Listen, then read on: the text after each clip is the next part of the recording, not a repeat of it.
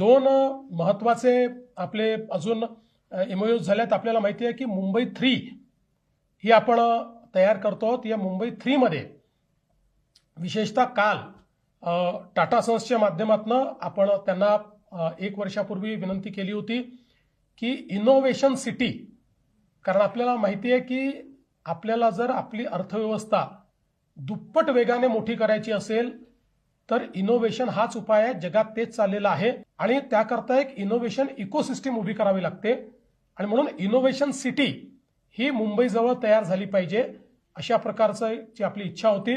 त्या संदर्भात 1 वर्षापूर्वी डावोसमध्येच टाटा सन्सचे जे प्रमुख आहेत चंद्रशेखरन यांच्याशी चर्चा झाली होती। त्यानंतर त्यांनी एक टीम तयार केली। या टीमने जगातले जे काही बेस्ट इनोव्हेशन सिटीज आहेत किंवा इकोसिस्टम्स आहेत, एआय इकोसिस्टम्स आहेत, याचा अभ्यास करून गेल्या वर्षभरामध्ये आपण तयारी करून एक ही सगळी सिटी त्या ठिकाणी त्याची कॉन्सेप्ट तयार केली। त्याची जागा आपण एअरपोर्टपासून एक 20 ते 25 मिनिटावर जागा आयडेंटिफाय केली आणि काल जगातल्या 450 प्रमुख लोकांसमोर याची अनाउन्समेंट आपण केलेली आहे। आणि ही अनाउन्समेंट करताना सगळ्यात महत्त्वाचं आहे की याची जी इकोसिस्टम आहे त्या इकोसिस्टम करताना विशेषतः डेटा सेंटर्स करता टाटा सनने स्वतः त्या ठिकाणी $11 बिलियन एआय डेटा सेंटर्स करता गुंतवणुकीकरता घोषित केलेले आहेत। एक प्रकारे जे काही आपलं फ्युचर आहे त्या फ्युचरचं शहर म्हणून ही इनोव्हेशन सिटी असणार आहे। आणि याचा फायदा असा आहे की ही झाल्यानंतर ज्या सगळ्या टियर 2 सिटीज आहेत त्या ठिकाणी इनोव्हेशनचं कल्चर तयार करण्याकरता आणि ती इकोसिस्टम तयार करण्याकरता हे एक प्रकारे हब असेल आणि त्यातनं वेगवेगळ्या ठिकाणी आपल्याला तयार करता येतील। त्यामुळे मला असं वाटतं की यामुळे आपण निश्चितपणे इतर राज्यांपेक्षा किंवा कुठल्याही याच्यापेक्षा थोडं एक पाऊल पुढे जाऊ आणि खूप मोठ्या प्रमाणात हायपेड जॉब्स देखील या ठिकाणी तयार करता येतील। आपल्याला कल्पना आहे की ही जी काही आपण नवीन 3री मुंबई तयार करतोय याच्यामध्ये काही स्कीमॅटिक सिटीज देखील आपण तयार करतो आहोत। याच्यामध्ये एक अत्यंत महत्त्वाचं रायगड पेण ग्रोथ सेंटर हे आपण घोषित केलेलं आहे। रायगड पेण ग्रोथ सेंटर देखील एक असं कॉन्सेप्ट आहे की जे पब्लिक प्रायव्हेट पार्टनरशिप आहे, MMRDA या कंपनीमध्ये आहे।